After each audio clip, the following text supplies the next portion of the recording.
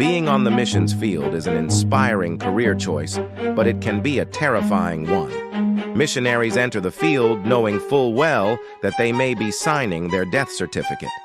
You will not believe these stories of bravery, faith, and near-death experiences from some of the most dedicated missionaries in history. Watch till the end of this video, and you will be inspired by these real stories that are truly miraculous. Our first story takes us to the New Hebrides, now known as Vanuatu, in the South Pacific. Meet John G. Paton, a Scottish missionary who faced unimaginable dangers among the cannibalistic tribes of the islands. Paton and his wife arrived on the island in 1858, and from the start, they faced severe hostility. The tribes were known for their violence and cannibalism. One night, their home was surrounded by warriors who intended to kill them. Paton and his wife fled into the jungle and climbed a tree, spending the entire night in prayer and hiding. They could hear the warriors searching for them below. Miraculously, they were not found and survived the night. Despite this and many other life-threatening encounters, Paton continued his missionary work for decades, eventually gaining the trust of the tribes and converting many to Christianity.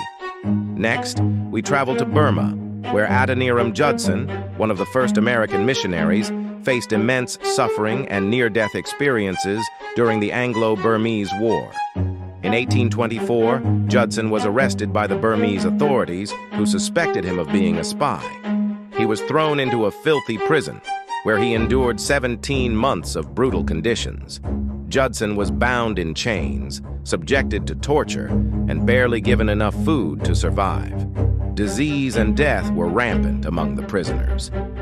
Despite facing the constant threat of execution, Judson maintained his faith, translating parts of the Bible into Burmese even while in prison.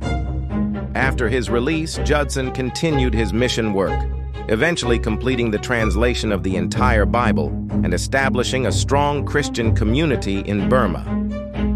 In 1956, Elizabeth Elliot's husband, Jim, and 4 other missionaries were killed by the Waorani people of Ecuador. This tragedy could have ended the mission, but Elizabeth had other plans. Despite the danger, Elizabeth chose to live among the very people who had killed her husband. She brought her young daughter with her and showed incredible forgiveness and dedication. Elizabeth and her daughter lived with the Waorani for 2 years, learning their language and customs. Through her patience and compassion, many Waorani came to see her as a friend. Eventually, her efforts led to the conversion of many Waorani to Christianity, including some of those who had participated in the killing of her husband.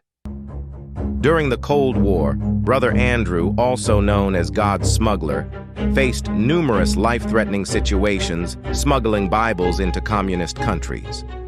Brother Andrew began his mission in the 1950s, driving a blue Volkswagen Beetle packed with Bibles into Eastern European countries where Christianity was heavily persecuted.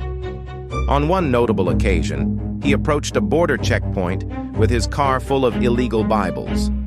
As he waited in line, he prayed, "Lord, in my luggage I have scripture I want to take to your children. When you were on earth, you made blind eyes see. Now I pray, make seeing eyes blind." Miraculously, the guards did not see the Bibles in plain sight and let him pass. This was just one of many times Brother Andrew risked his life to support persecuted Christians behind the Iron Curtain. Our final story is about Don Richardson, who lived among the Sawi tribe in Papua New Guinea in the 1960s. The Sawi were known for their treachery and cannibalism. Richardson and his family faced extreme danger living among the Sawi.